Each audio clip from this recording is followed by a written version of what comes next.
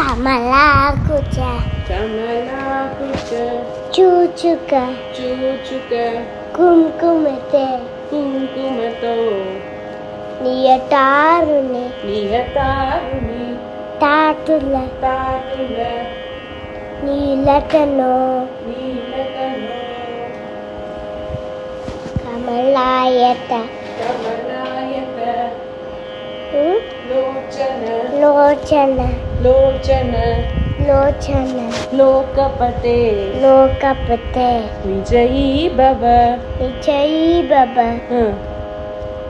Venkata Venkata శైలపతే శైలపతే. Vishnu, now that we've woken up Lord Venkatesha, let's take a pause and admire him. Venkatesha Stotram, the next part of the Suprabhatam, begins August 8th. We'll see you soon. Until then, stay blessed. Om Namo Venkateshaya.